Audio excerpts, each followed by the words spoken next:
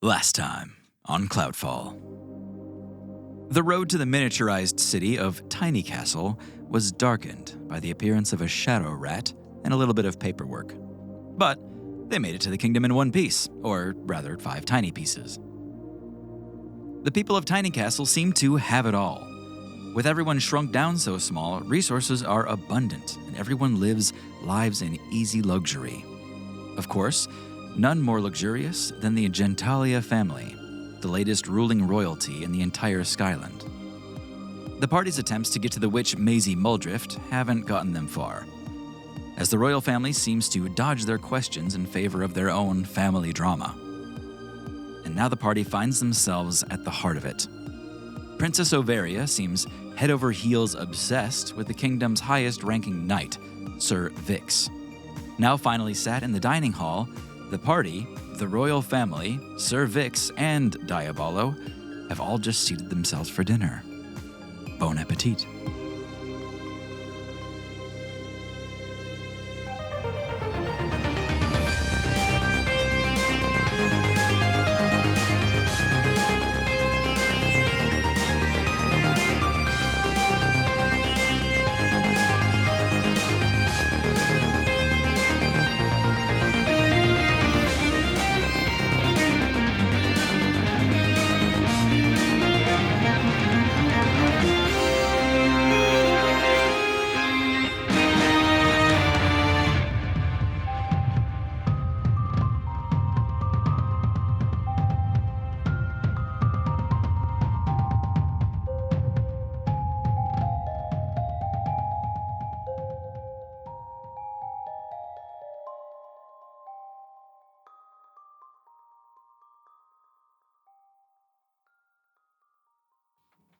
You're all seated in the banquet hall.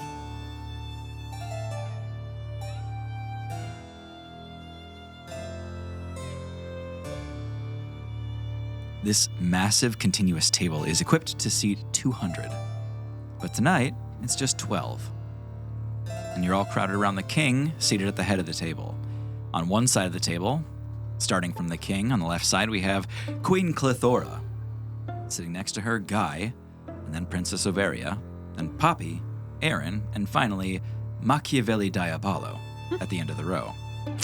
On the other side of the table, we have, from the king, Prince Volvin, Sir Vix, Journey, Doran, and young Fallop. The moment you all sit down, a delightful crowd of waitstaff all enter the room momentarily and just kind of crowd the whole space in a little rush of noise. They all set down elaborate drinks and cocktails in cups that are carved from solid gemstones. Doran, you see set before you is a cup that is made out of emerald, purely, just carved from emerald. At this size, it's really no issue to make such fantastical things. The commotion of it all causes that giant fork above you all, this unshrunken fork that's suspended from the ceiling. It starts kind of swaying back and forth as all the waitstaff kind of charges through here with their drinks, and in a moment, they're gone, and the room is silent. Thank you for having us. Your Highnesses. Think nothing of it, the heroes of the clouds. King Gluteus Maximus kind of launches right into it, and he says, We're more than honored to have all of you with us. It's not often that we get such highbrow guests, respectable guests, honorable guests. And how has news of our exploits crossed here into Smallcastle? Quite by chance, my daughter, Bavaria. She's brought these crystals into our lives, wretched things, but they show us a bit of the world outside. The queen kind of jumps in here and says, yes, it's a bit overwhelming, but she presses upon us all of these crystals that show us visions of the outside world. Much of it I can't relate to, I'm sorry, but some of it I understand. I know you did some wonderful things in Baxi, is that right? I, too, find these crystals perplexing, but... Indeed. Yes, it seems they do have some worth. Absolute poppycock. Oh, poppycock. I think they're perfectly wonderful. It's a great way to share information. Seriously? This gnome knows what it's all about. Princess Overia. I'm a halfling. Oh. But close enough. It's fine. What's a halfling? They're smaller. Smaller than a gnome? A little bit. How small do you get? I mean, we're already in Tiny Castle. That was a good one. About this small, I guess. Okay. And she like picks up her ruby wine glass and just kind of like sips from it and rolls her eyes. At that moment, you all hear a bursting door swing open and you hear the clattering of armor. You see Peter, Easy P, Zealous Lapilus, the real one, come through the front kitchen doors. He looks endlessly frustrated, like he's just spent a couple of difficult hours trying to reason with some guards to get through back to the city kingdom. And he says, Your Highness, I've made it back, and I'm here for dinner. I'm still invited to the table, am I not? Peter, yes. Take a seat next to young Philip. Peter Lapilus is now seated at the end of the table, the farthest away from King Gludius that he possibly can be. Guy leans over to the king and says, Your Highness, should we allow such riffraff at the table? I agree, he's less than effective, but useful so far. I keep him around. Doran waves at Lapilus. Lapilus like sees you and kind of like leans forward and waves back. Please, tell us about your exploits. We'd love to know more about all of you. Do you actually... Certainly, I can tell you about my exploit. Not you, Peter! Sorry, I shouldn't have assumed you were talking to us, but I guess how much do you actually want to know? We must know, for the good of the island. You did significant things on Baxi to save them, did you not? Well, I'm curious about these crystals. What did you hear that we did? Basically, I just showed them all the like top shit. I mean, like top tens from every morning. It's like an education because they don't get out much. Right. So what happened at Baxi? Okay, well, they saw the battle in the gardens. I mean, like a couple different angles. Doran, we're pretty sure you shit your pants at some point during that fight. That did happen, yes. People have been doing analysis of the clips, and it looks pretty convincing. Don't believe everything you see. We have a remaining question after all of this, however. What was causing all of it? The sinking of the island, the demise of Baxi. Well, I think you know a bit about some of it. I mean, like, clearly it's happening here, too. And then Doran lets that sit in the air and starts chopping up some food. Yeah, good move, Doran. You see them, the queen, the king, and the prince all kind of meet eyes on that. They're aware of what's happening here. The shadow rats and what that might imply. Yes, it's true. We've had our share of troubles lately related to the Bismite. Is that something you've perhaps come to resolve? Well, it's always a long shot for this to actually work out. So, it's important to utilize all resources available.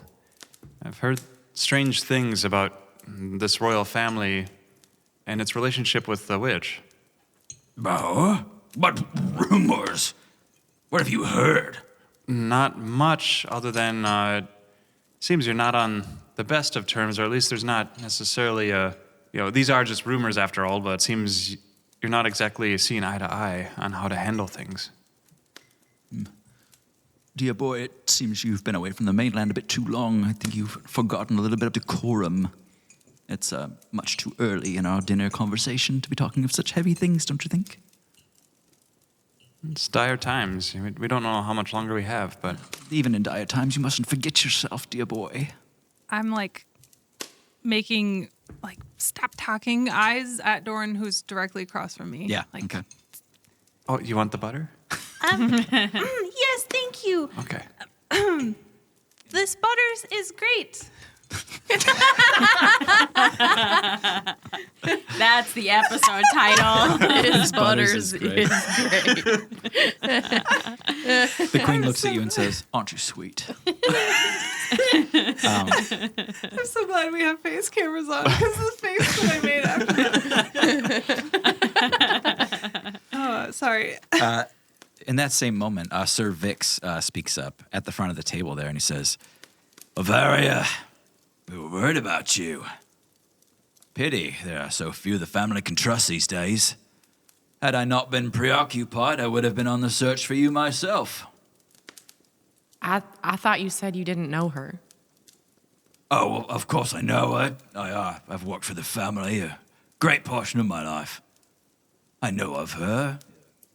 I'm going to look right at Princess Overia and say, Sir Vic said he didn't know you and that he doesn't spend any time with you. You see Ovaria's tongue kind of moving in her mouth, and she goes, okay. I don't understand. Aaron's eyes are just really big. Yeah. And like they're shaking their head back and forth like, oh, this is awkward. Sir Vix looks at Ovaria and says, You must be more discerning with your outings, young lady. Ovaria goes, I'm royalty. I'm nothing if not discerning. Wow, these glazed carrots are delicious. Poppy, across the table, Prince Volvin is staring at you hungrily. He says, Poppy, is it our fate to taste yours yet this evening? Taste my what?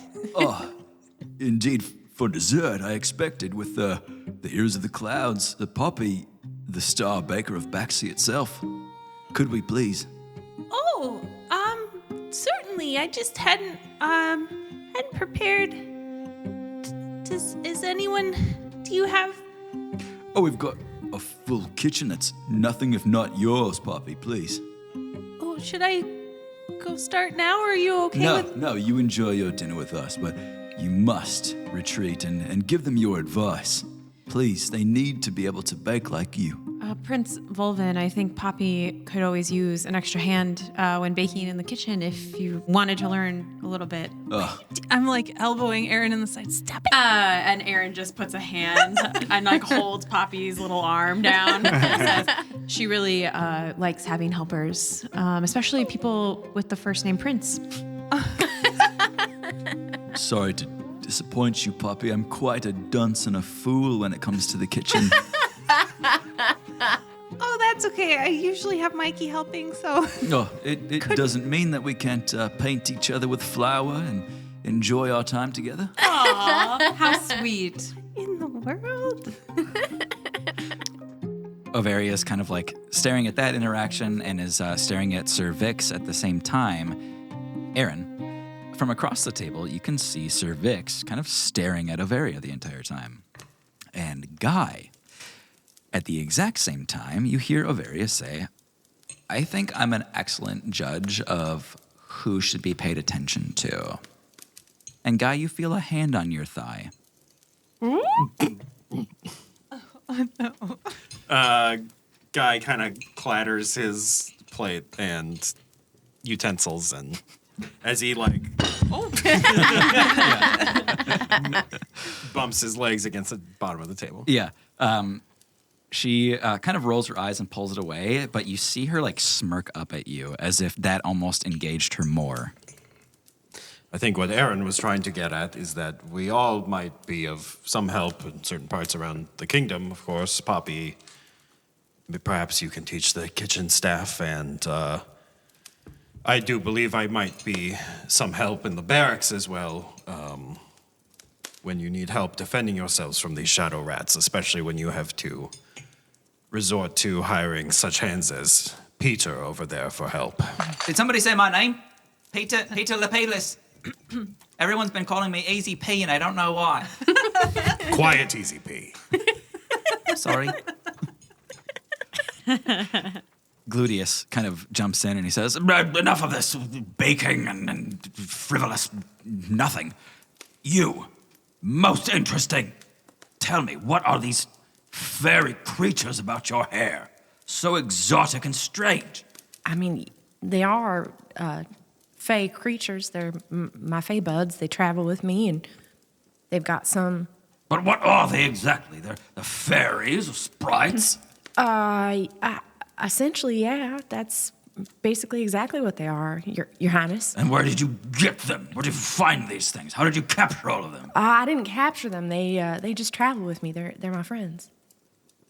Darling, I think you fail to understand what my husband's actually getting at here. Is we would like to have something similar, if not exactly the same. Could you perhaps name a price? Oh, they're not for sale. They're individual beings with full agency and choice in where they go.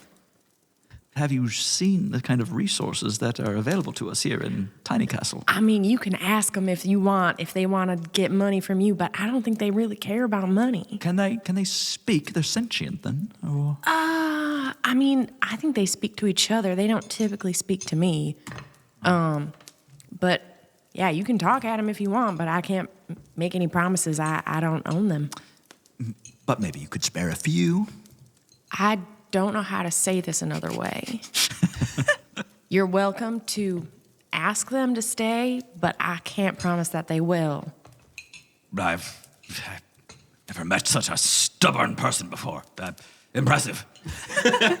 I mean, I guess while I have your attention, speaking of shadow rats, have you or any of your people communed with the great beast that lives here? Such heaviness, and we haven't even had a meal yet. You need to learn a thing or two about the clouds. Yeah, that's certainly true.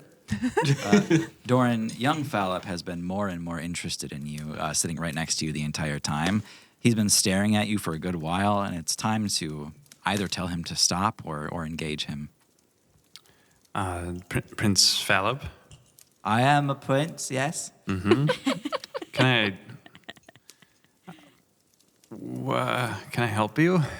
No, I'm just excited waiting. For? Dinner. Okay. Because there's a special meal. What makes it special?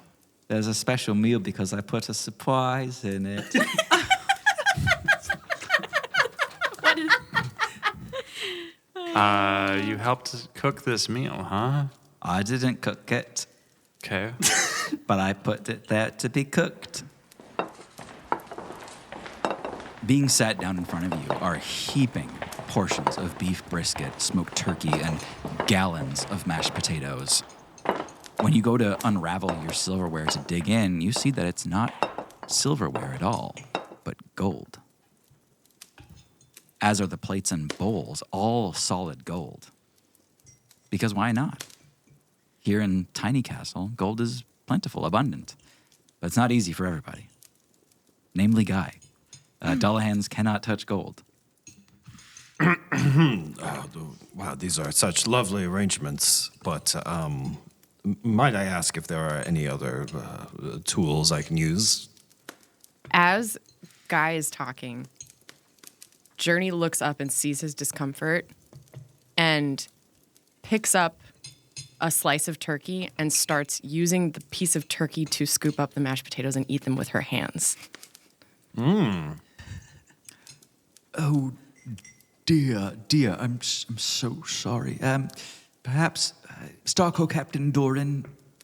Yeah. I'm so sorry. Is there something you could do about all of this? Aaron copies Journey noticing what's happening and grabs a bun, a piece of bread, and just like folds it up and then does the same thing, like gripping all the food with it and just like, tastes really good. Oh, please, that can't be the truth. It can't be that all mainlanders eat like this. Poppy's like very delicately, with good etiquette, cutting up her food and looking around, and just drops them on the floor and starts shoving mashed potatoes into her face. You see Prince Volvan lean forward and say, "Such a free spirit." Oh, this is how we do it on the mainland. Yes, this is right. I forgot I'm from the mainland. And Guy starts scooping up food with his gauntlet and eating it. It's all the rage. You hear, "Oh, hell yeah." And Princess Overia says, like, "Fucking mainland rules." And like, she's like, "We have to be kind to our guests," and like reaches out and grabs some turkey and just wraps around mashed potatoes and starts eating it. I think they call that a burrito. Mom, they're burritos. As the last bits of food are being brought out here, the last thing that hits the table is a bread basket. And the smell of bread sends a thought racing through your head, Poppy. Where is Pinch? Oh, no. The last time you saw Pinch, you left him with young Fallop to tide him over and distract him. When this basket is set on the table, you see subtle movement beneath the cloth that's meant to keep it all warm. I'm going to stand up and, like, slap my hands on the table. What's that over there?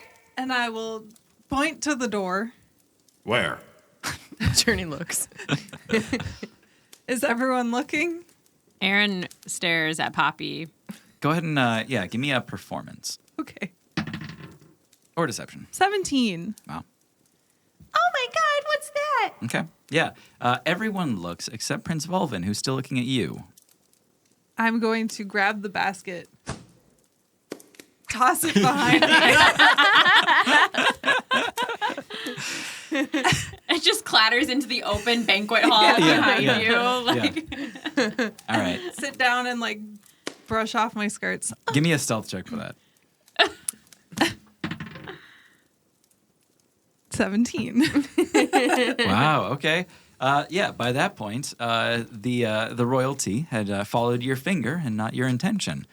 So they're none the wiser to the breadbasket being thrown against the wall. You see a smattering of wheat rolls roll across the floor, and then you see Pinch in full form, in his doughboy form. Though he's so stiff he can barely walk by himself now that he's been baked. You see him kind of like wiggling his arms and legs trying to stand up again. I'll just, like, scoop him up Yeah. and dip him in my soup. Sure. Oh, I'm so sorry. I thought I saw a shadow spider, and then it crawled over to the table. Yes, the wretched shadow creatures again. Yeah. This close to the throne room. I know. I don't know what happened. I think it was just my eyes playing tricks on me. Sorry. Thank you for staying vigilant, Poppy. You're welcome. I have to protect my friends and the royal family. Much obliged. See? That's how you do a good duty, Lapalus. What? Sorry, sir, I didn't hear the beginning of that. Could you say it again? You see Volvin again reaching towards the middle of the table, and he says, "Seems we're at a loss for rolls this evening." And he does see one roll that had fallen out of the basket. He grabs it and begins eating it. And while he's talking to you, Poppy, he's gesturing with this roll, and you can see Pinch's foot in his hand. That's wiggling back and forth as he's chewing. Who is this one? Prince Volvin is eating Pinch. I dive under the table. Okay. Yeah, good. I pop up where he is. Yep. And I slap it on. Okay. Wow. Give me a contested grapple check. Pull out the loot and do a little. Yeah. Dinner and a show. With a -1, that is a 3. I got a 2. A 2. Yeah. It's a 2. Oh. I rolled a 3 with a -1. Well, I gave you Bardic Inspiration. Bardic if you wanna use Inspiration. it, so. 5. There you go. That's enough. Okay. Yeah, you're able to slap it out of Volvin's hand, so he got no more than a single little bite out of Pinch. It falls to the floor, and he says, "Firecracker." I'm sorry. I'm sorry. The shadow spiders. Aaron's mouth is hanging open, and a little bit of mashed potato falls out. Like, what did Poppy just do? Poppy, I must admit this is a bit forward. I apologize. I'll just go back and I'll go around behind the king. Never apologize for making your true feelings known. Wow, who knew she had it in her? However, as a prince, I'm afraid I must decline. At least for the evening. Until we get to know each other more. Decline? Oh, sure. Whatever. Sure, whatever. There's peaks and lulls to the conversation as people are clearly very hungry and eating through their food here. And then when King Gludius Maximus is near done with his gigantic plate of brisket, he says, The witch. Muldrift. She saved all of us. Smallcastle was facing overpopulation, lack of resources, infrastructure couldn't keep up, overbuilt, underworked, too little skill, too many needy people. Muldrift showed up, offered her services for next to nothing. Seemed like complete charity, too good to be true. And she worked for months on the magic. And now, life is easy. For all of us. However, she's been reclusive. For several weeks now, ever since these rats have been about and getting worse, she's been hiding away in her tower. I'd be lying if I said it didn't make me uneasy, but we've not been able to contact her unless she contacts us. You can't just go up and see her. You're welcome to try. What stops you? She has trapped her enclosure, her tower that we've given her to reside in. She's trapped it to oblivion. It's a smart woman. And who are you again? Oh, I'm Aaron. What's her title? It's just Aaron. No such thing. You can't get through the gates without a title. I need to go to the bathroom. And Aaron gets up and goes to find a bathroom. Strange title. Aaron needs to go to the bathroom. Did we not give her one? She was Peter. I was Easy P. Peter Oh. when I came in. Aaron goes to the bathroom and then comes back quickly. Yeah. This is just Aaron. Indeed. Just Aaron. Yes, Aaron the Just. Aaron the Just. Now that's a name. You hear that? Zealous Lapinus? It's Lapilus. Z-list Lapinus. Z-list Lapidus. That is too good. We have too many Z-list title Lil options. Peanut. Z-list little penis. Lil penis. Wow, what a dunce.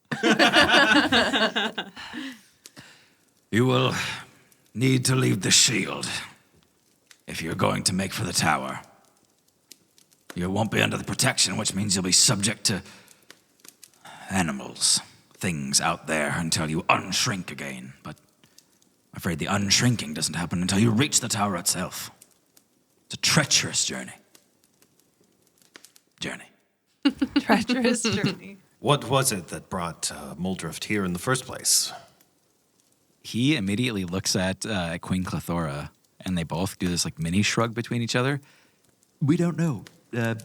She seems to have been helping us out of the goodness of her heart. She saw a problem and solved it, and we did not stop to ask questions.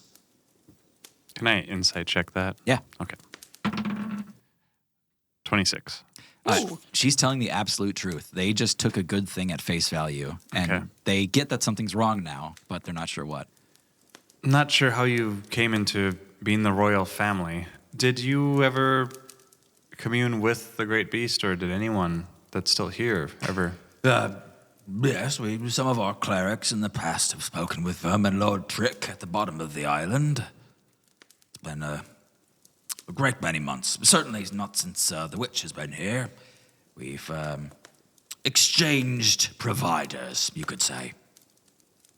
As in, Muldrift is now... Well, she's... Previously, the reason for our success was Vermin Lord Trick protected the island. Now I would say the reason for our success is the witch. She must be some witch. We never said exactly what happened at Baxi or Lore. We weren't able to save Lore. In both cases, the Bismite was being drained unsustainably, and Lore fell from the sky rapidly, plummeted. Anyone who is still on the Skyland is almost certainly dead. Then you must work to stop it. Baxi, the same was happening.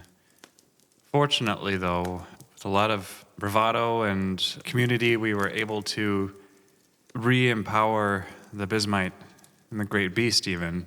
And is that what you intend to do here? We aren't able to do anything. We can certainly try to help, but it must come from you. Being royalty is not all just getting the fanciest foods and having a ridiculously huge banquet hall. Are you not the heroes of the clouds? I thought we were saved at the moment we met. It's not exactly how it works. We know what can fix it, but but our power is minimal. I fear it's been a long while since the people of Smallcastle have given much of anything. If we have to, we will leave, and this skyline will fall. You got to change something about that. We're not going to save you by ourselves. All we can do is help you save yourselves. Well, you'll certainly try, won't you? All the wealth in the world to share with you. Should you be successful, why not just try the damn thing? We'll see what we can do. I think we need to talk to the witch. Certainly. Post haste. Yes, I agree. A fantastic place to start. But first, dessert? Dessert, yes, and any of these clerics, are any still around that spoke with the Vermin Lord? Afraid not, my friend. Their last excursion to go see the Vermin Lord himself was unsuccessful. They did not return. How many clerics didn't return? 4 in total. What were their names? First and last. And titles. And titles. And titles. And accents. Huey, Dewey, Louie, and screw you. Screw you. Actually, no, keep that. That's perfect. Some people start to stand from the banquet table, whether they're uncomfortable with the energy that's been created in this room or other reasons. That the dinner is winding down. Some of them are bussing their own plates, a little uncharacteristic for royalty. At that, Prince Volvin is determined for dessert. All right, what do you want?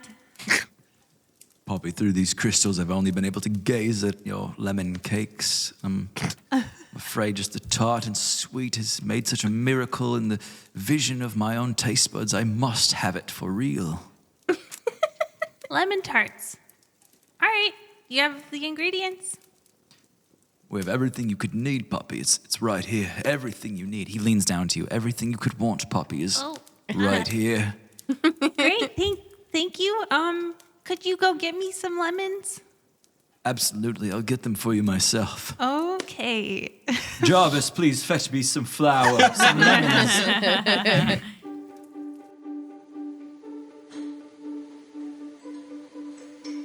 All right, well, the first rule of baking is personal space. Things don't quite rise the right way if there's too much body heat.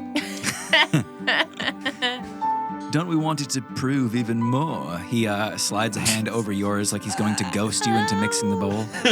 We don't have to be here, right? We can all... The whole party's just watching this happen. Yeah. Why are we all in the kitchen?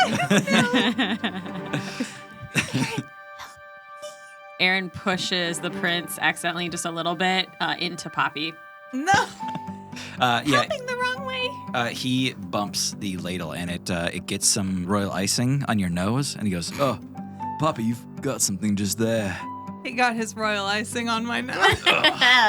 He reaches in and wipes it off with the finger, and then you can see him just lick his fingers. Seems like things are rising just fine. No. Aaron, do you want to learn some baking too? Yeah, let's go.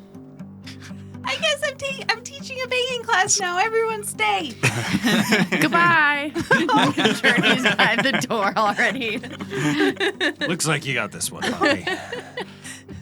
Why have you forsaken me? Journey, King Gluteus corners you about selling perhaps some of your hair or fur to him at an exotic price. I mean, I don't... I've just never seen such a creature. I'd be ashamed to not have some kind of memorabilia as you left. A lock of your hair, one of these glowing creatures. What are you going to do with it? I'll just have. We'll put it in the room of collections. You have a room of collections? He gestures to a broad open door that is just full of like animal horns and just like parts of beasts and all this like quote unquote exotic stuff he's collected. I don't know how I feel about being called exotic. Yeah, he appreciates you basically as a beast. Yeah. I don't know. Sir, I really appreciate your hospitality here. I think I might want to hang on to all my body parts. And I don't think the buds are interested in sticking around. You see, they've kind of retreated into my hair. I will tell you, it's refreshing to hear such a level of unmannered savagery. It's refreshing. Honesty, yes. It's great. Oh, Jesus. I appreciate the bluntness, and yeah, of course I can make you part with things that are yours. I'm the same way much myself. Wouldn't give a single thing away ever for any reason. I can respect that. Nice chatting with you, Your Highness. You as well. I mean it. Sorry, I thought you said your anus. Well, we can say that baking lesson concludes with minimal results from Fulvin. I think I would have gotten so fed up that I would just flash bake a couple Nice. and like, Here you go. Oh, okay, here's what happens. You know that thing in baking shows when they're like, and then you put it in the oven for 45 minutes, and here we have the finished product? Yeah, that's perfect. like, wow, look how fast that was. Because I had flash baked them off to the side. Yeah. And you see him, he is fully prepared to like make a big show of how delicious they are and everything. And then you see it actually hit him, the kind of magical deliciousness of these things. And he's kind of beside himself and he's no longer eloquent. He says, Puppy, these are really, really good, Puppy. Oh my God. Thank you. You can see him like actually drooling out of the corner of his mouth. He says, I'm so sorry. Beside myself, Puppy. I can teach your cooks the recipe. But then what of us? What?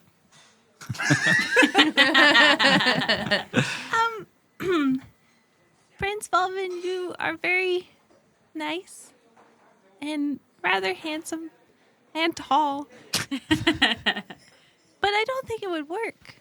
You're royalty and I'm a kitchen witch. And I'm destined to sail the skies, spreading baked goods everywhere. Brings a hand to his eyes and he says, Oh, Papa, you speak true. It would never work between us. How naive I've been. Not naive, but perhaps a little Hasty. hasty. Maybe one day we can talk about it again. I look forward to that day. For now, I must retire, for my heart has been broken. Love it. And he leaves you alone for the evening. Dorn and Aaron just exchange a look like, what's going on there? Not everyone can be a perfect couple. Pull out the stuff in our oven. It's just like charred pieces of lemon on That's it. because you guys were just mixing random crap in a bowl, watching Poppy and Fulvin. It's a cupcake pan with more and more primitive ingredients. The last one just has a lemon in it. Yeah. This is pretty good. This like crisp lemon. Yeah, This might be I something mean, here. I'll tell. Yeah. I've never cooked anything in my life, so this turned out pretty okay, I think. Let's leave the baking to me. I think that's a good idea. Well, we wrote it down just in case, and I hand Poppy just a piece of paper. Put lemon in pie Pie tin. tin. Lemons in pie tin. 10 lemon pie tin. Bake for 3 hours. It just says 10 lemon. Is Guy in the kitchen with us? No, I left you alone, I think. Okay. What did Guy get up to? Guy just wants to talk strategy with Sir Vix, I guess, about how to better defend the place from shadow creatures. Sure. Yeah. While everyone else has kind of moved on to the kitchen and this baking lesson, the two of you stayed at the table and just more rounds of drinks kept coming for the two of you. Sir Vix has a big flagon in front of him, and he says, We've tried damn near everything I can think of. We've even got more guards posted at the gates than usual, but the rats aren't coming through the gates. They are coming from down below. Indeed. Somewhere. The shield must be weak. And when did their numbers start increasing? Certainly since the witch. Since something's been driving them. It's been harder and harder to see what's going on outside of Tiny Castle ever since we've been in Tiny Castle. I haven't much idea. So, Vix, if you may speak plainly, soldier to soldier, has the arrival of the witch been a boon for Smallcastle, or has it made things worse? It's been a godsend. It's been everything for us. Guy, if you'd seen this place before the witch, there was poverty. There was overpopulation. There was lack of infrastructure, a crumbling island. We'd almost given up. And then she gave us another chance. But it's not perfect. Far from it. What about it is not perfect? Everything relies on the witch. We haven't been able to get in contact with her. We can't solve our problems. We're at her mercy. Even the delivery of food will run dry eventually. Non-communicative as she is, it's been too difficult. That's why we need you. Go get to her. Talk some sense into her. We will do what we can. But remember, it is your duty to protect these people. Aye, I'll remain here. You just do what you can. And keep your mouth shut about Vari and I. What? What? About who? You heard me. Soldier to soldier. Yeah, I could not care less about that. Speaking of Overia, after my conversation with the king, I'd like to seek out Princess Overia. Okay. Yeah. Things have moved on from dinner a little bit, and you've all been invited to stay at the castle, which is luxurious accommodations, more than you've ever seen before. Journey, you catch Overia walking through the hallways in the evening. Excuse me, Your Highness, I just wanted a quick word. What's up, Hare? Yeah. You can call me Journey. Oh, that's right. Lead explorer, Journey. No, just Journey's fine. That's okay. I just wanted to talk to you real quick. I guess woman to woman to some extent. Okay, Dish. Let's hear it. I guess I don't know any other way to put this. Sir Vix is terrible. Well, he's like literally the best, so I He's don't know what the fuck you're talking about. Princess, Literally the best. I'm telling you, you got a lot going for you. A lot. And that guy, sorry, not guy, but Sir Vix, he's awful. He might look like a knight. I know you said something about boys and knights. He looks like a knight, but inside, he's a boy. Huh. And he is never going to treat you right. Okay. Let me think about that for a second. Can you make a persuasion check? I would love to do that. It's not going to go well, but I'm going to try. Oh, maybe it'll go okay. 15. Bye-bye. Bye-bye. I don't think you know what you're talking about. I think I've been watching him joust for the last 5 years, and now that it's like a little less icky, it's a total yes for me. Unless what you're trying to do here is tell me that you've got a better option, which I think you might, which I think we should talk about. So tell me about this guy. Because he's pretty much like better and hunkier than this other sir. And I'm thinking, yes, please.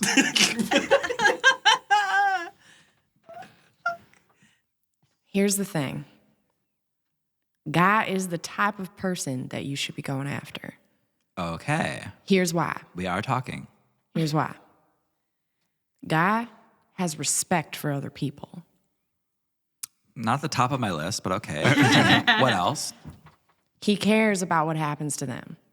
And he cares about who they are as individuals. Kind of the same thing. Sir Vix, when asked about you, lied a ton and said all sorts of garbage about you.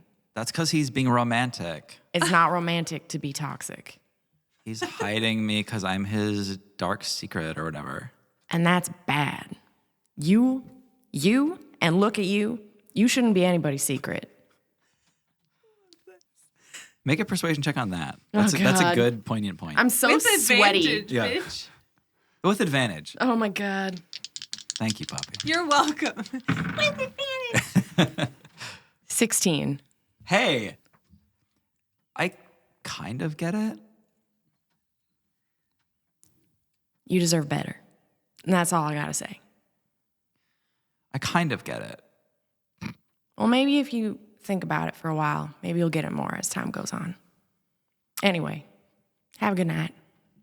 All right. Which one is Guy's room? Do you know? I have no idea. And then I walk away. I don't know if that's true or not. Sure. Can I actually try to find Diabolo Yeah. At some point? Yeah. Okay, before we meet up as a group. Yeah. Diabolo's like being like handed his coat and stuff as he's about to leave the keep for the evening back to his apothecary. And he sees you again and he goes, "Yeah." Sorry. Oh, jeez. Startled me, yeah. Sarko Captain Doran, is that right? It is still me, and good to see you again, Diabolo. Sorry, I forgot the extent of your titles. What was it? Apothecary? Apothecary, sharpshooter, You didn't mention that. Machiavelli, Moriarty, Diabolo. But he's not evil. No. Right. So, strange, large table, not many seats taken, and I totally respect your profession as an apothecary. I can't imagine you're the only one, but you're the only one at the table. Indeed. The family has been able to trust fewer and fewer throughout these last weeks. It seems I'm still on their good side. I'm provide the family with much-needed medicines in these times of need. Oh.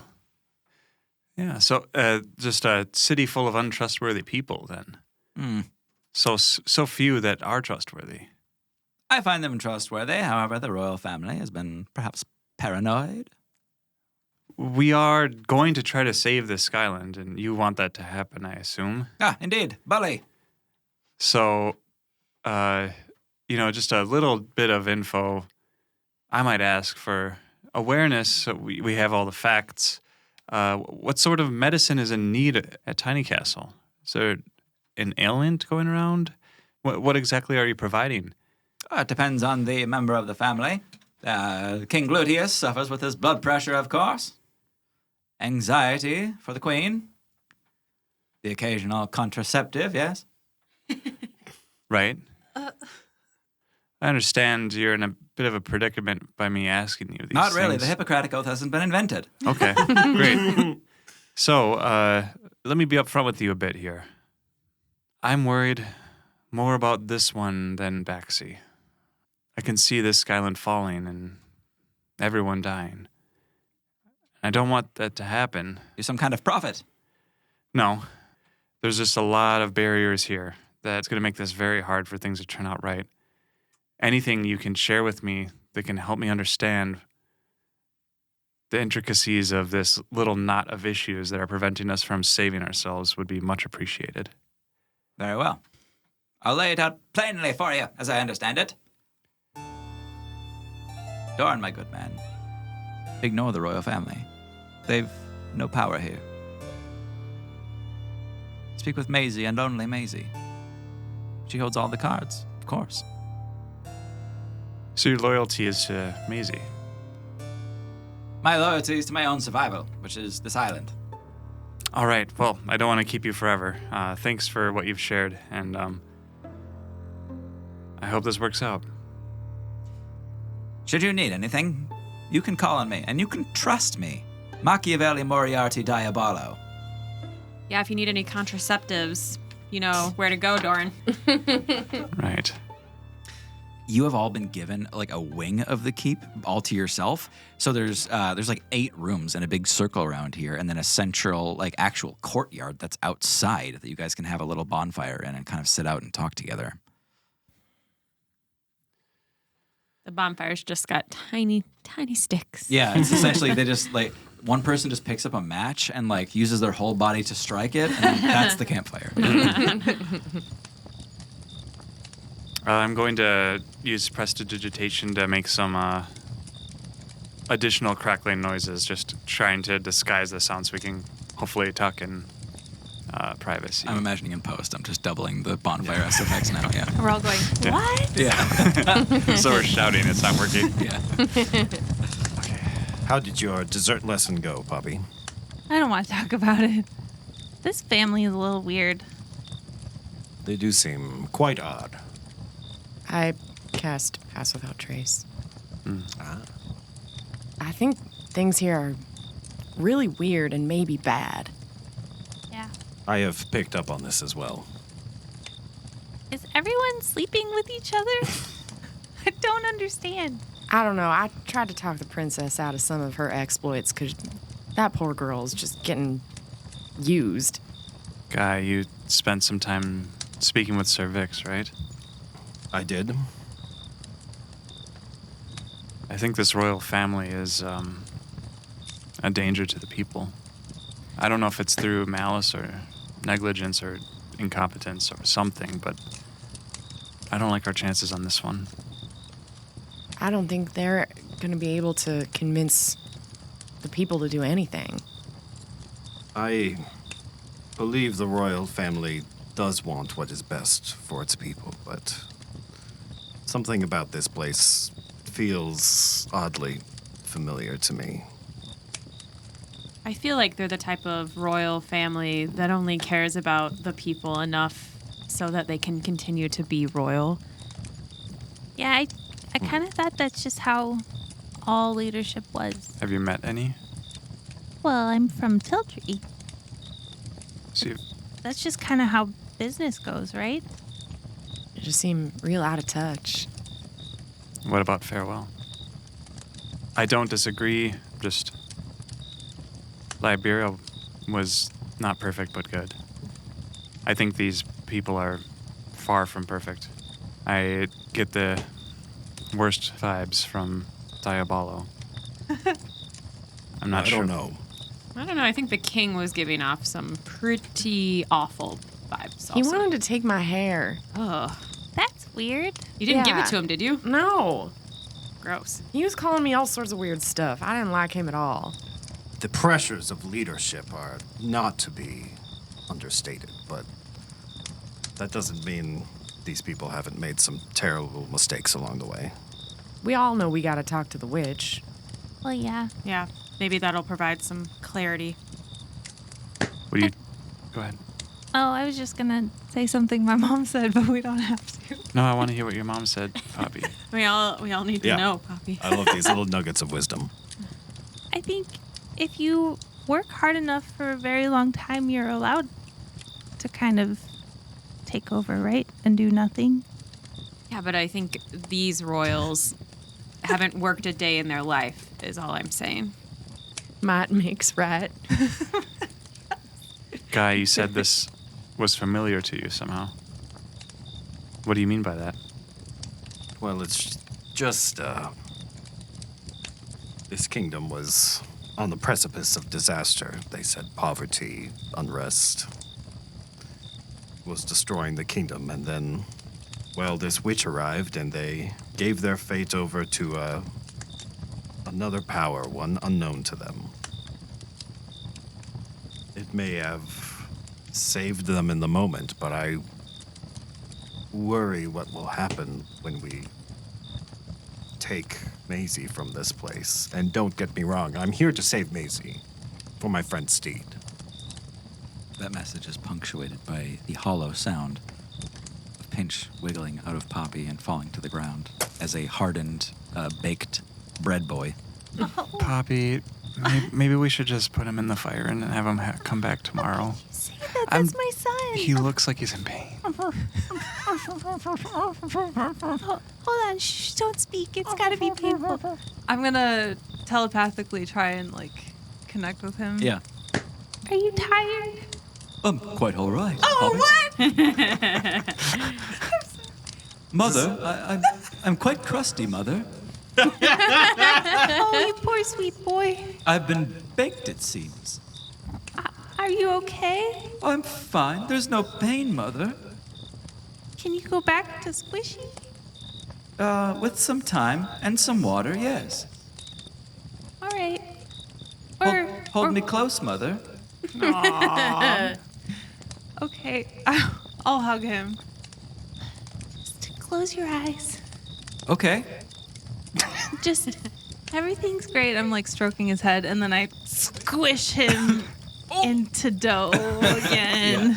You, kind of like playing with a single slice of bread, and you squish it down to like a little dough ball. Yeah. You squish Pinch down until he becomes doughy and soft again. And as long as you maintain that telepathic bond the entire time, he's just going, Mother, Mother, Mother, Mother, It's creepy. Mother. Yeah. I'm gonna turn it off. Okay, good. Good. he's fine. I love that. Everything okay with Pinch? Oh, he just needed a little Tough love. Tough love. Just gotta pound him into shape, you know? We might have to do the same with Tiny Castle. Well, that's what parents do. The parents of the clouds.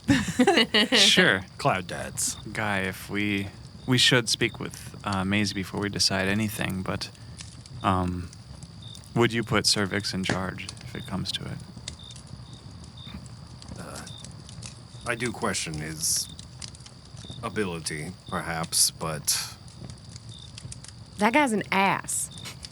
I wouldn't put him in charge of anything. I know you didn't ask me, but that guy sucks. well, if your primary concern is him slaying shadow monsters that are attacking the kingdom, I think he is their best shot, besides us. Being a good fighter doesn't make you a good leader.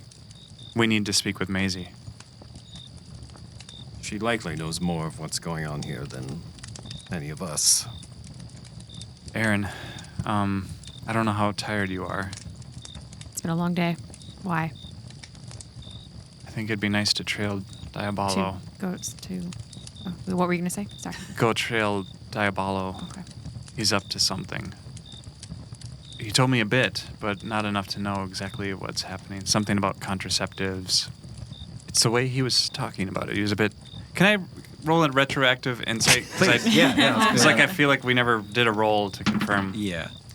Well, 26. Well, what he was trying to impart on you is that the king has an issue with his blood pressure, the queen has an issue with anxiety, and young Ovaria needs contraceptives on the regular for her relationship with Cervix. I'm not that tired. I can try to go spy on him a little bit. His loyalties aren't clear, and it'd be good to know a bit more about that one. Yeah. I also haven't spied in a while, so it might be kind of fun, watch people from the dark shadows. So I think the four of you back at the keep have a nice long rest. But before Erin is able to lay down for the evening, she goes and spies. Spy. Give me your initial stealth check. Ooh. Can I bardic inspiration Aaron just as she's leaving? As she's walking out, you're just, Just slap her on the ass. you're playing her out, like playing music as she's leaving. Yeah. My stealth is +10, so I got 13, and then I'm going to use Doran's bardic inspo for a whole nother 114. Aaron, it has been a while since you spied. You approach Moriarty's place, Machiavelli Moriarty Diabolo, his apothecary, which he lives above, back in the other side of town. You do some second story work, as you've done a lot in your past. I think you actually have an ability called second story work. You climb a gutter pipe on the side of the building, which you don't realize is made of lead and soft enough for you to kind of mangle as you're climbing up. The lead kind of gutter that you're on completely tears off and it makes a loud noise as you're on the side of the building. You're now sitting in a flower bed outside of one of his windows. He looks up and he registers you, but he doesn't do anything about it. But for the rest of the night, as you're watching this guy, he makes himself a cup of tea before bed. He reads a chapter of a religious text about the god Helm, the god of protection. He picks up an echo bell. He has an hour-and-a-half-long conversation with someone who you can only surmise is his grandmother. He writes in his journal. He prays to his deity. In his prayers, you can hear him mention each one of you by name and title, and he wishes the best for each of you on your journeys the next day. Can I do an insight check on how sincere he seems in his actions tonight? Yeah. I love this. No one's that good. 18 insight. Sure. It dawns on you after watching him that this man is so trusting of the greater world that even though he was pretty sure he saw someone spying in his own window, he's going to trust that you don't mean him any further harm, and he's going to go about his night the same way he always does. All right. This guy is through and through one of the best, most dutiful, devoted, contented people you've ever met. Aaron leaves the flower bed and heads on back to our rooms. Just slide into Dorn's bed. He checks out. He's fine. He's fine. He really loves his grandma. Did we get a big communal room, or did we all have separate rooms? Or Yeah, I think you've all got separate rooms. There's actually more than you need in this wing of the keep. There's 8 rooms and only 5 of you. Yeah, Poppy can have 3 rooms. Yep. Poppy takes her pillow and her teddy bear to Journey's room. I'm worried about that guy coming in and taking your hair. Oh, Can I sleep next to you? yeah, Poppy, of course. I'll keep watch. All right. Yeah. Aaron goes to Doran's room and says, I'm worried about that girl taking your hair from you. Is it okay if I sleep with you? What girl? It worked for Poppy. All right. I think we actually speed right on through to when you guys are on the road again. On the road again. Long rest? Long rest. Long rest.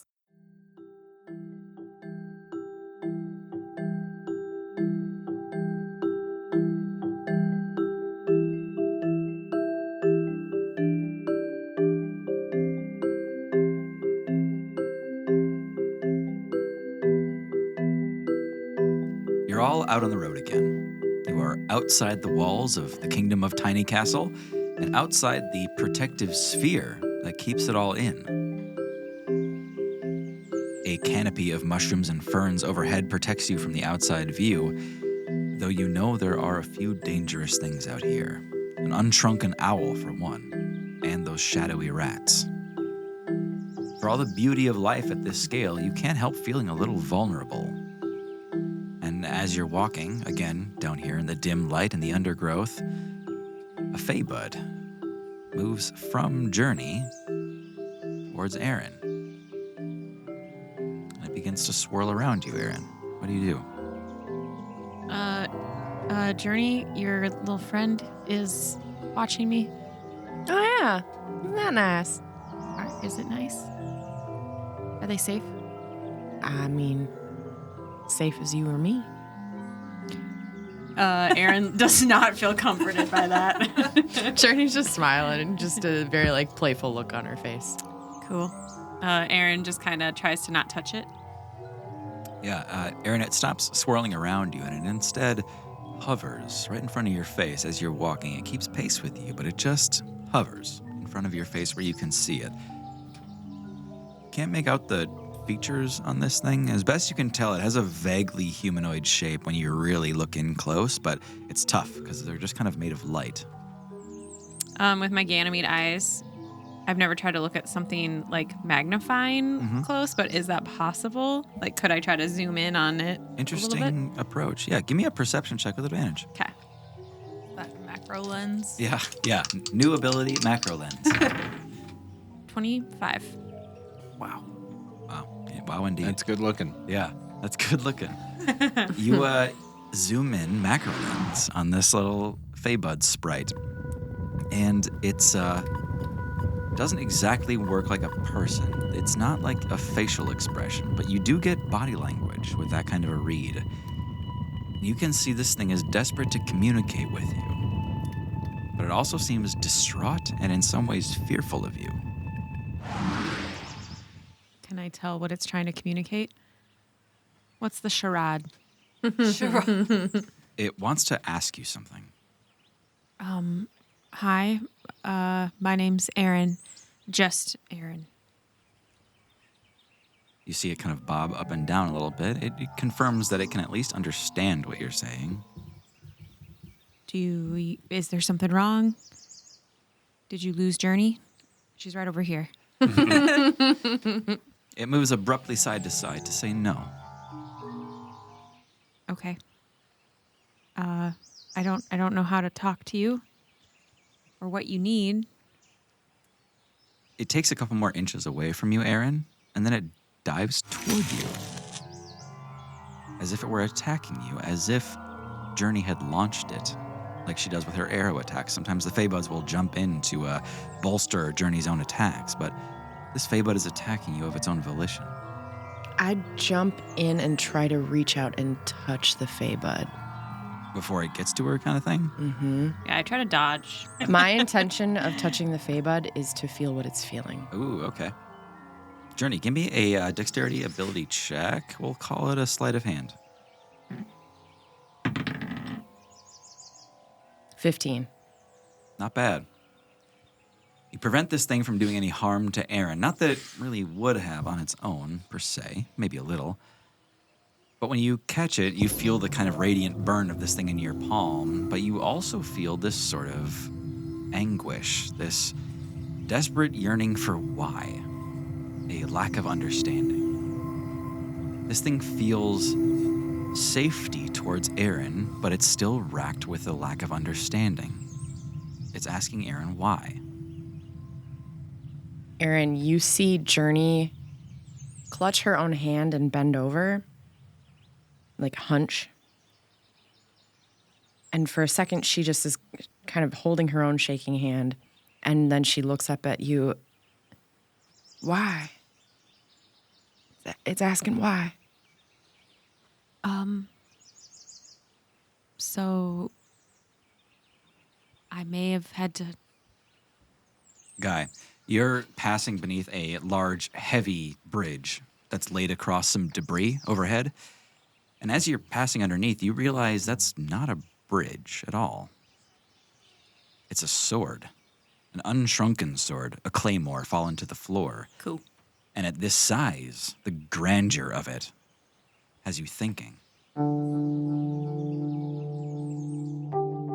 You see flashes, visions. You see Viren.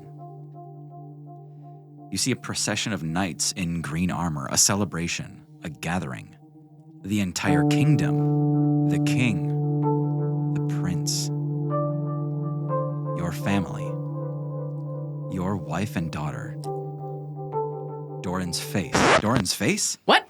Guy, you weren't looking where you were going. Lost in these moments, you stumble over an acorn the size of a beach ball and topple over Doran. You are now laying on top of him. Aaron, you have to stop yourself from tripping over as you and Journey have been kind of continuing like side by side in tandem. Now, this is more important in the moment because right after that, I need you all to make a perception check. Nope. Do any of us get advantage for any sort of Ganymede? Aaron does for sight. Yeah, baby. Small dice. Aaron got 25. Okay. 17. 18. 10. 17. Wow. Everybody at Doran sees the owl in the rafters again. This Because Guy's noise. right on top of him. Yeah. That makes a hell of a lot of sense. Guy, you're protecting Doran from the owl. Yeah. This noise, the clattering of Guy falling, was enough to get its attention. You all see a neck rotating 180 degrees to look down at you on the ground. You see it ruffle its wings and begin to take flight. We better get cover. Aaron tries to dash towards something. Can we get under this sword, or is Sure. it like flat on the... No, not flat on the ground at all. Okay. You run towards the hilt where it gets kind of closer to the ground and you can tuck yourself underneath there.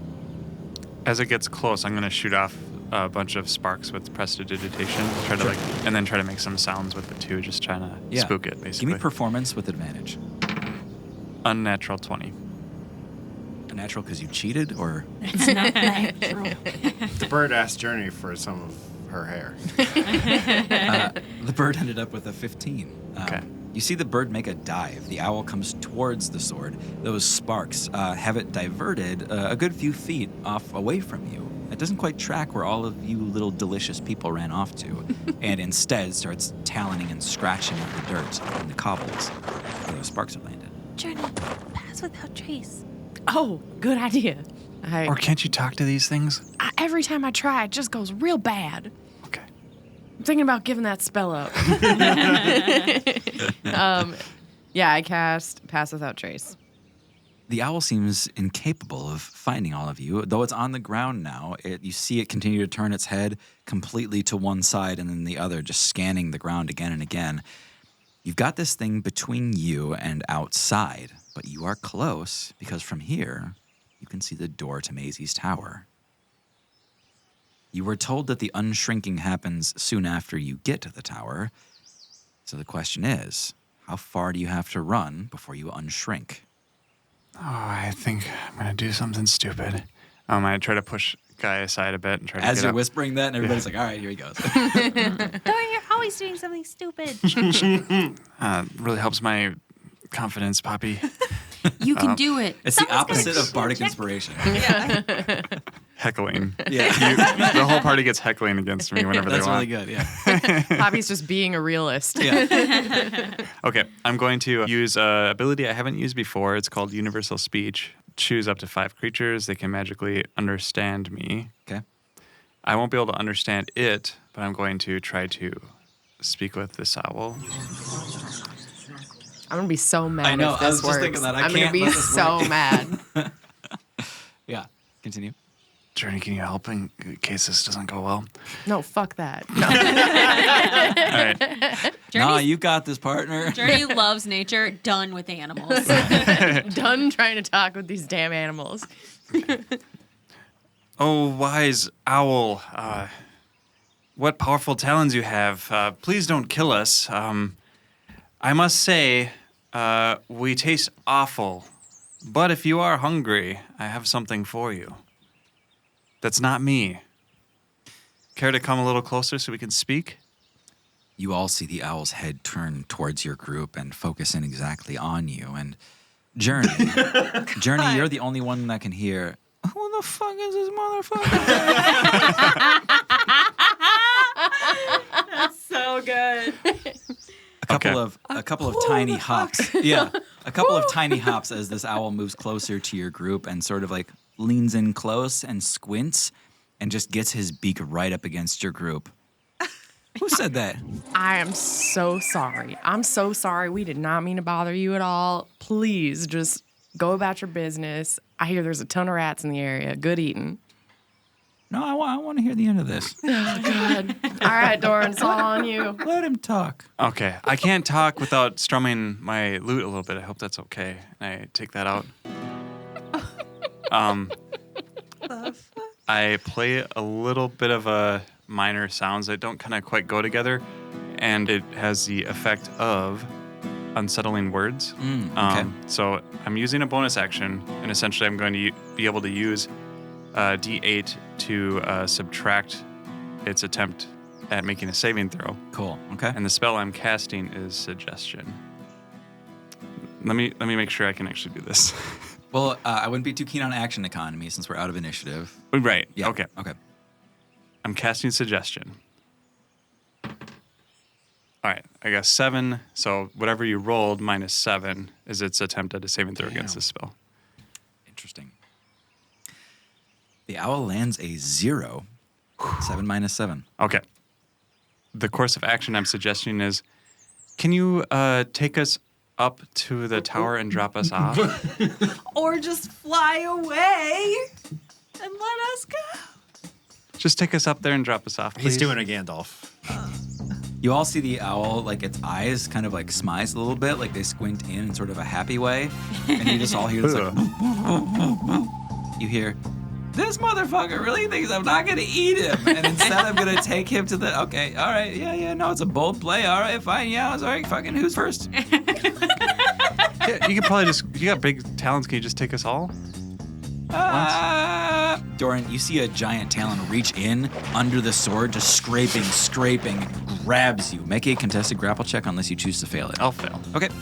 Doran, it grabs you, your entire Doran. body. It's all right, it's all right. As Doran's being dragged away, he goes, it's all right. And then you all see this owl take off with Doran away from the sword, flying off into the night. Well, guys, Morning. It looks like This is morning, right? Into the morning, sorry, yeah. it looks like I'm the captain now.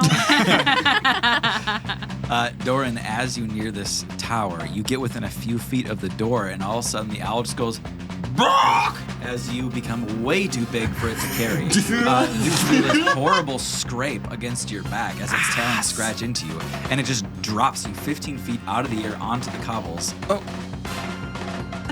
You take 2 bludgeoning damage as you hit the street and slam up against the front door. Hopefully that counts as a knock. Okay. Does the owl come back or does it just fuck off? Flies away, flies off. Yeah, Aaron's just gonna start walking towards the door where Doran got thrown. You solved the owl puzzle. I walk towards the rest of the party, kind of like scratching my head. Are you okay? It seemed like I think it was a good idea. I got up there. Was Did a he hear us? As you get closer, your footsteps are heavy and labored, and the world around you becomes heavy again and so small as you return to your original size. I walk up to him and I kick him in the shin. Ow. I do 1 damage. God. it's a bold gambit. Doran, Doran. animals are not like people. What do you mean? They do not give even half a crap about your words. It worked, though. Did it? I think so. I think your gambison is ripped a little bit. I can find another one. They're everywhere. He's got 3 spares. He has a bag of holding he's been secretly keeping It's a from bag us. of gambesons. And it's got 50 gambesons in it. It's just got a clothing rack. Oh my god. He stretches the bag sideways and wheels out a wardrobe. Well, we're here. Yeah. You're welcome. You're so dumb. I'm not dumb. It worked, Poppy. That owl thought you were a weird guy. I'm just telling you right now, he did not think you were cool. Did the owl say anything about me? No. Can I open this door? You try. Okay. Do I have to roll something? I'm going to try to open the door while everyone's talking. Roll investigation. Investigation. Intimidation. No. 18. I intimidate the door. 18 investigation. You better Alright. fucking open up. Piece of shit door. What you find out with an 18 investigation is that this door has no handle. Cool. I try to kick it. Cool. Kick it. Uh-oh. What do I do? Strength? Yep, so this would be a melee attack, so strength-based with proficiency. Oh dear. Looks like a 2 You to can me. make it dex, right? It could be dex. So 6. Plus 3. 9. Wait. Bardic inspo. 11. Great. All right. You kick the door. Give me a D4 bludgeoning damage. D4. 3. And then add your dexterity to that as well. That makes it 7. He's really intent on how much damage you're doing. Cool. Aaron, you take 7 damage. Yes! Oh, sorry. No. Aaron, you kick this door and you feel an exactly equal force kick you back immediately as you impact, sending you kind of reeling away from it. Ow, ow, ow. Fuck. Did the door just kick you? Yeah, very you guys well. don't attack it. It seems to bite back. They did say no one has seen the witch in quite a while, and she may have some protection sealing her in. Well, we're kind of in a hurry. I'm going to walk up to the door and cast Dispel Magic on it. Okay. Hey. Just bust through everything. Guy, get that donkey to go Dungeon find her. food? So I have to roll against it if it's higher than a 3rd level spell. Okay. Higher than 3rd level. Okay. So the DC is 10 plus the spell's level. I rolled ridiculously high, so Look at that smile.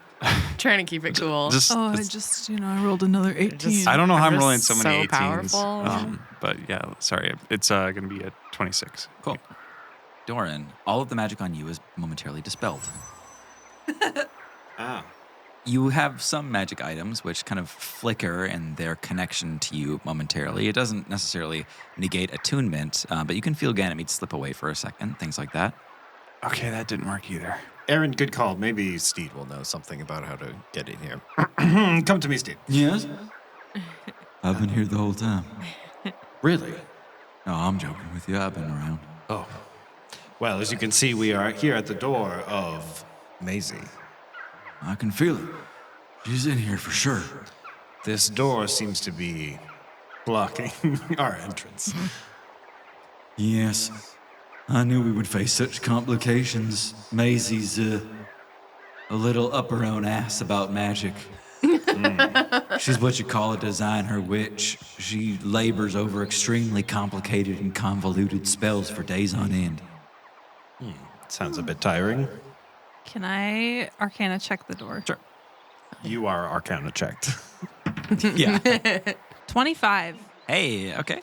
Well, Guy is communing with Steed here, braying back and forth. Poppy, you get a read on this door, and it is built to reflect everything. Everything at a certain intensity. If you try to inflict something upon it, it will inflict it right back. But not if you're chill about it. is it? I was gonna walk up to the door and like taste it Okay. Yeah. with my Ganymede ability. Okay. You can tell with that additional investigation that exactly one person has been able to get through this door easily. What you can also tell is that there is a little chewed corner of this door that has been slowly worked away, and small creatures have been able to get through it. Does this look like a push or a pull door? It looks like it would be a push door.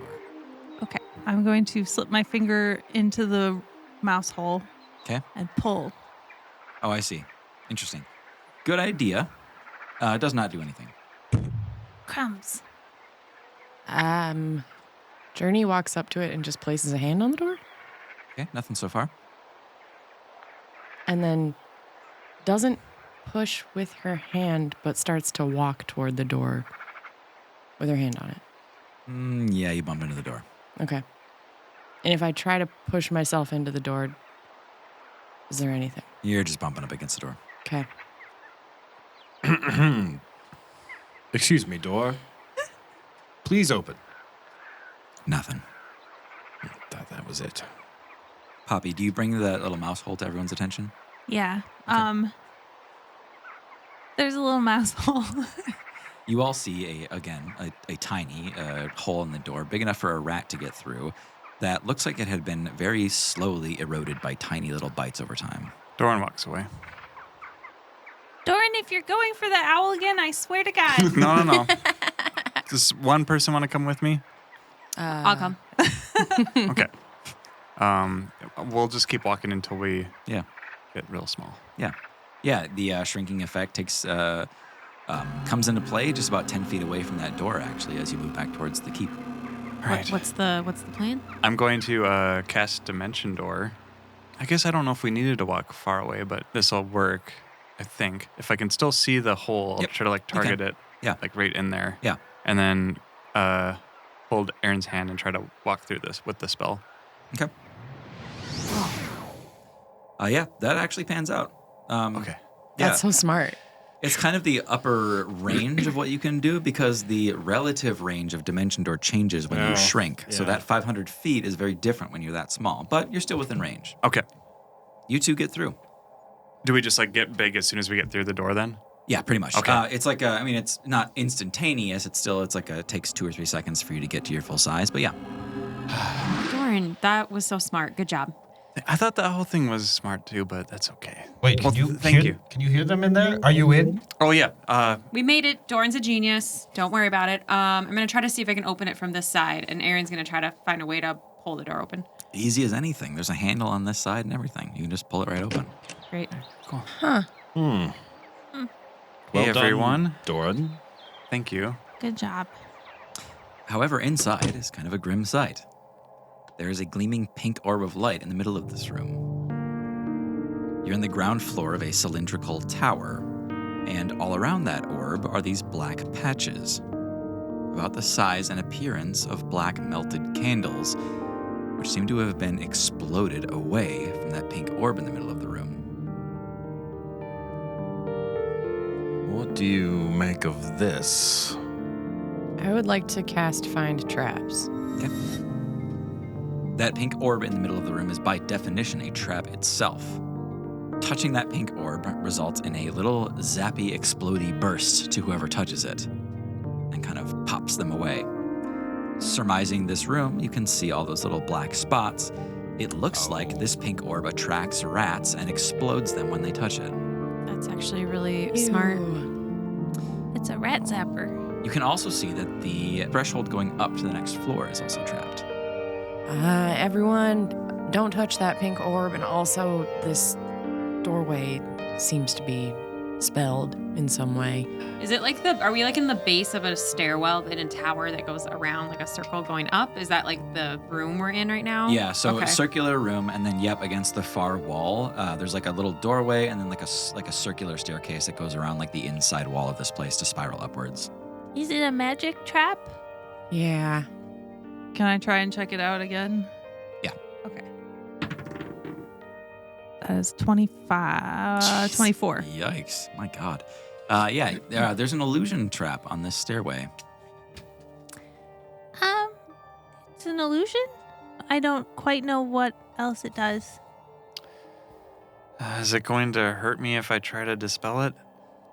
It's okay. We I probably. kind of want to know what the illusion does. Why don't we just toss something into it? Why don't we use pinch? So, at this moment, now that you've been in here for a little while, about 30 seconds or so, you see 5 more of those orbs just kind of spawn randomly around the room. Oh. I need everybody to make a DC 10 dexterity save to avoid the orbs.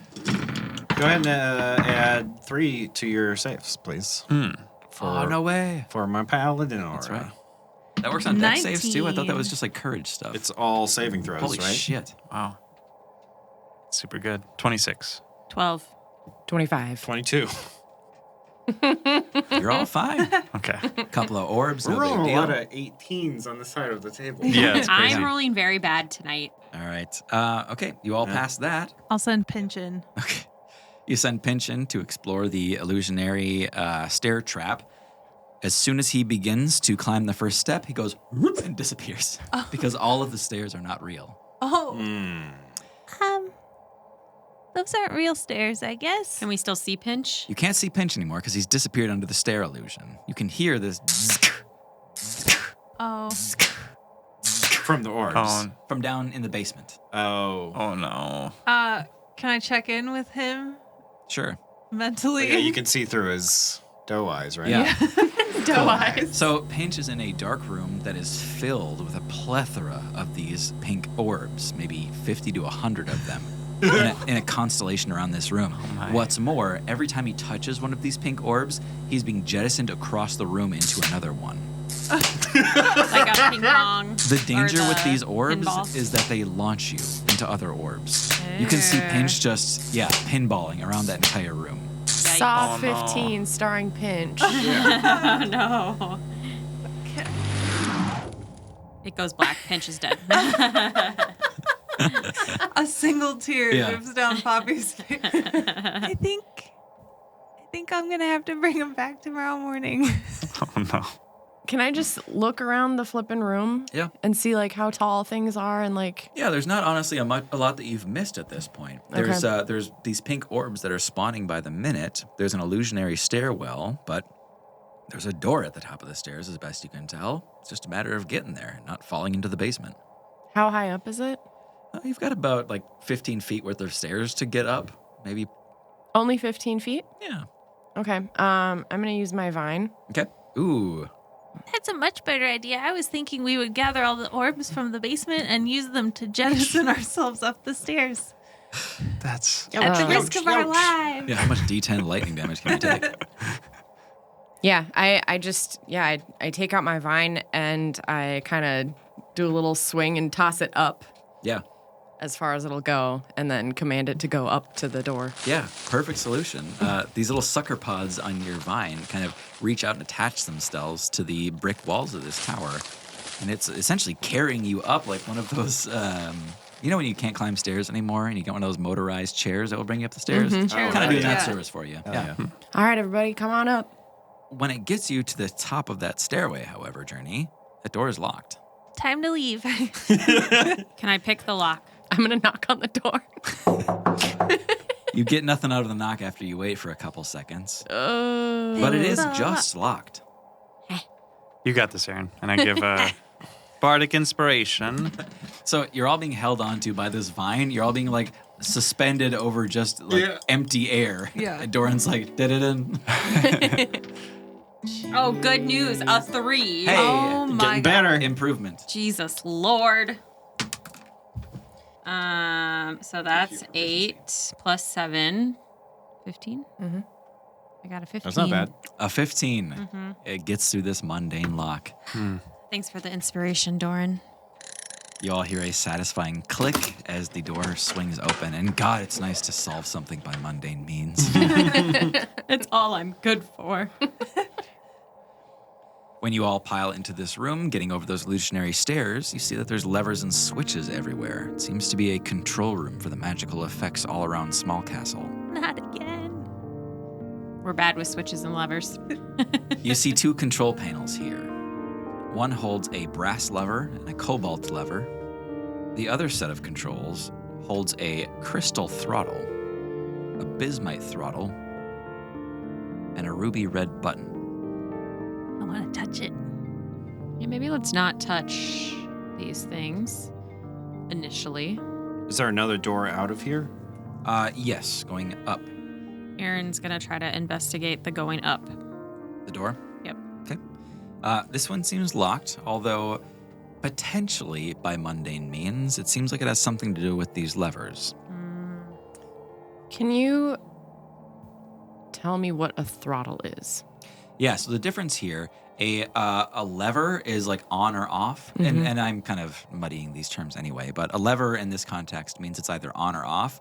A throttle means that there's like different increments to it. Okay. Like you can stop it anywhere and that will do something. Okay. I would like to actually use my Ganymede ability now. Okay, to taste stuff? Yes. Yeah. Just the air around the first two levers. Okay. I'm not licking them, Yeah. just sipping the air. You taste icy hot defeat. Icy hot. And Interesting. what color are they? There is a brass lever and a cobalt lever. I think these ones might be hot and or cold. What position are they all in right now? The brass lever and cobalt lever are both in the off position. The crystal throttle is about halfway. The bismite throttle is towards the low end. And the ruby red button is unpressed. I'm going to investigate the room, see if there's any notes or anything written down about what these do. Very good. Investigation check, please. There are signs. I'll help investigate. Okay. It's very close to just start pressing Yeah, things. Doran's like about to pull a throttle and goes, hold on. Looks around the room. There's an instruction yeah, booklet. instruction manual. Okay, so I got a Pretty natural sure. 1, Oh my god. and then, I got a natural 20. okay. Right? Yeah, Doran, you are scrutinizing this little mark on the floor, and you're just like, what This is means that? something. Yeah. And it's just like a piece of gum stuck on the floor or something. And meanwhile, Aaron's like, what about this chest? I found a chest. What about the chest? There might be something in the chest. Hey guys, I found this chest. Well done. Aaron tries to open it. Again, locked. Probably mundane, but locked. There's one thing inside this chest. Poppy, can you check this for magic? Poppy licks it. Non-magical. It's good. I will pick the lock. Tastes like iron. The way we move through the world is weird. Yeah, the sensory stuff is throwing me, for sure. 14. You almost have it, and then your lockpick falls into the chest, and you're like, oh, god damn it. Well, someone else want to have a go? I could try prying it open, perhaps. I'm going to try jamming my sword in there and giving it a heave-ho. Give me a strength check. Athletics. 26. Yeah, you destroy it. Or you destroy the lock, at least. That part of the iron kind of bursts apart, and you open it up to see one small little notebook, a tome, in there. Of course, detailing the effects of these levers and switches. Hey! Well, guys this is out of my wheelhouse You now. guys have grown up so much. I love it. What's it say, Aaron? What? No, I don't know. Here. So fucking mean. What's it say, dummy? Hey, idiot. Can you read this? Idiot. Oh, you can't? Oh, I'm sorry. Oh, I'll just read it to you, you big baby. Why don't you let someone who went to school do it? Aaron just sobs in a corner by themselves. There's not even any corners in here.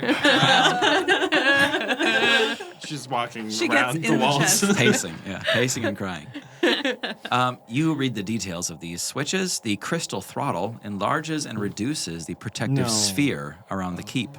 Oh. The bismite throttle raises and lowers the island itself. Whoa. What? Wow. The ruby red button lights the beacons for distress around the city. Okay. The brass lever blasts the room with flame, disintegrating everyone inside. Yeah. Yep. The cobalt lever freezes the room, instantly annihilating anyone inside.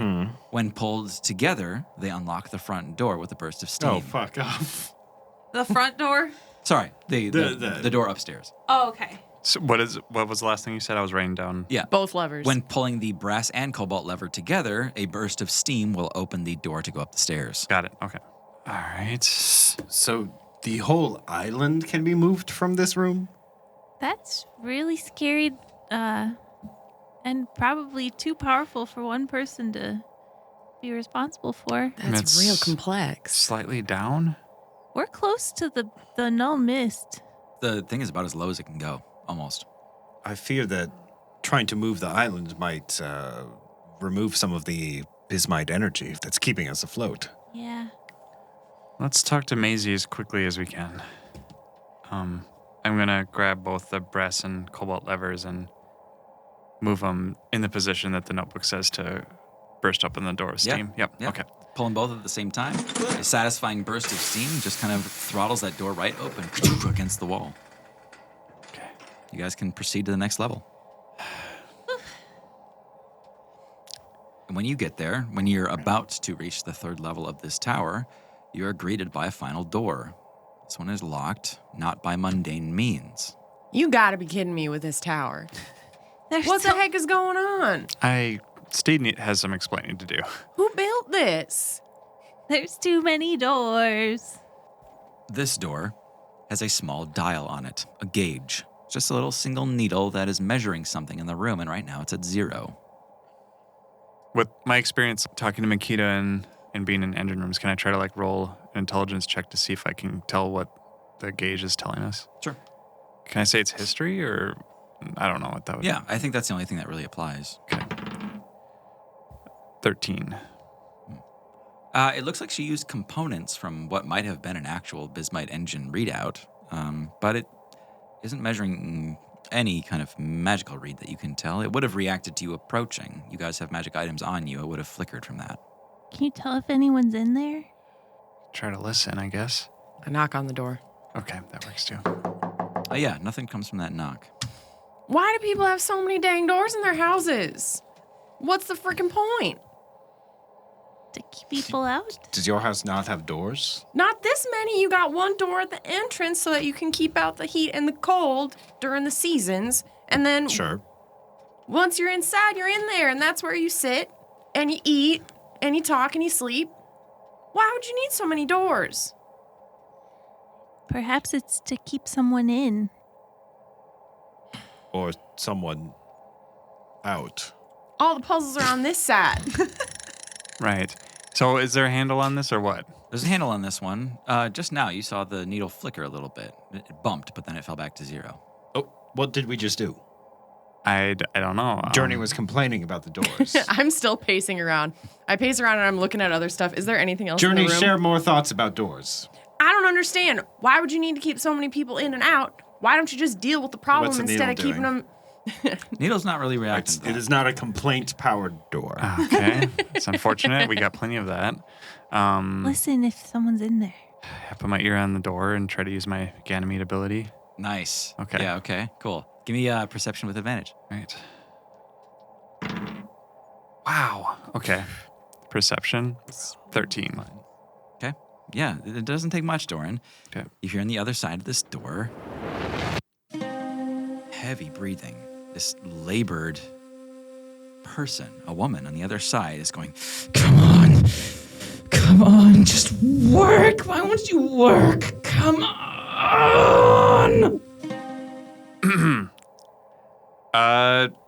We could probably help. Nothing from the needle, nothing from the person on the other side. You sound in distress. I don't blame you. It seems you got a lot of uncooperative people at Tiny Castle here. The person on the other side isn't even pausing. You're not sure they can even hear you. Okay, well, shoot. Someone's there. They're frustrated by something. The needle bounces a little bit. Is there anything else in this room? You guys are in a stairwell right now, and the previous room was just that levers room. When did the needle bounce this time? Something. Say something again. Nothing after that. Someone. Yeah. Door. Nope. Maisie Muldrift. Nothing from that. What does it sound like? What's happening in there? Someone very frustrated by something they're working on. Is she perhaps trying to cast a spell? Maybe it's powered by simple magic. It sounds a lot like we sound every time we try to get through one of these doors, if that makes sense. The needle bounces like a quarter of the way up and then falls back down. It's just a gauge or is it an actual dial? I wonder if it's when we laugh. laughing. Ha ha ha ha. No? The gauge flickers, but it's not really moving. Okay. Oh, it's got to be real laughter. Wow. So, who has jokes? So that whole family down there, they're named after, body parts, right? Is that right? Oh, Like- I thought they sounded familiar. I think that's right. 25%. Okay. Princess Overia. Actually, I'm going to back out of this one. 50% just for that. I feel I have made a mistake. Didn't like where that was going to go. 50% in climbing. Oh my god, wait. Wait, do we all know about Do you think the lube barrels were for this family? That would make a lot of sense. Like, that was a shipment. 60%. Hey, everyone. Remember when Doran pooped his pants? None of you noticed. 75%. That's all misinformation. Darn, we can smell you. 80%. What? That was days ago. I've definitely taken like 10 baths since then. Speaking of, why do you guys take so many baths? Well, when you poop in your pants. 85%. What are you doing in I'm there, going to Doran? go If you're take a those stairs co-captain- down and just see what happens. Did you know that I'll- Doran sleeps 90%? in the bathtub? 95%. He doesn't want to share a bed for some reason. You did put just a curtain between the two halves of the bed.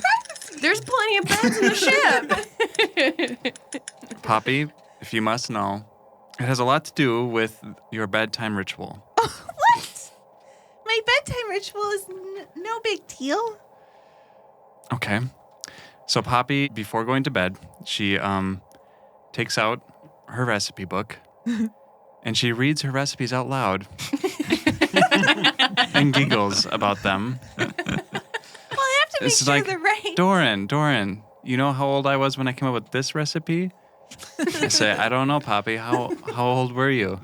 I don't know either, but I love this recipe. I gotta be honest, Poppy. One time I heard you reading that recipe book to Pinch like it was a bedtime story. It's his favorite. He really loves the one about the garlic knots. So spicy. I cannot get him to go to sleep otherwise. It's a shame. The noise of your laughter actually covered the sound of the door unlocking as it settled on 100%. Okay, now we can go in. Well, that was fun. The door slowly swings open, and you see a room destroyed, as if a complicated artist in retreat. This room is filled with destroyed magical objects, with color splattered all over the walls, with food left discarded on the floor, with buckets of who knows what in different places. Ugh. You see Maisie in here, and she is working with a glimmering ball of golden light, and she is trying, she is sweating, she is half naked, wearing like pajama pants and a bra, like her hair up in crazy pigtails, half shaved on one side, half colored on the other. She is trying to force a golden ball of magic into a muffin, and she goes, "Come on, just make it work like that halfling did it!" Excuse me? And she gives up, and you see this golden light just explode all over the room, and she winces and squints her eyes as she looks at the five of you and says, "Hey, who are you?" Hi, I'm Poppy. "The baker?" Yeah, are you Maisie? "Yeah." Great. Maisie, we have come to rescue you. "I don't need rescuing. I need muffins." And I think we'll actually end it there. Okay. I don't need rescuing. I need muffins. Every woman says that. Yeah. Yeah, Truly. that's a mood. Thank you, everyone, for listening. I'm Tim, your GM. I'm Hannah playing Aaron. I'm Tara, and I'm Journey. Oh, I'm Thomas. I'm Guy. I'm John playing Doran. And I'm Maggie, and I'm Poppy Kenmore. Share the show with people you love, and we'll see you next time. Share this shit with people you love. Share this goddamn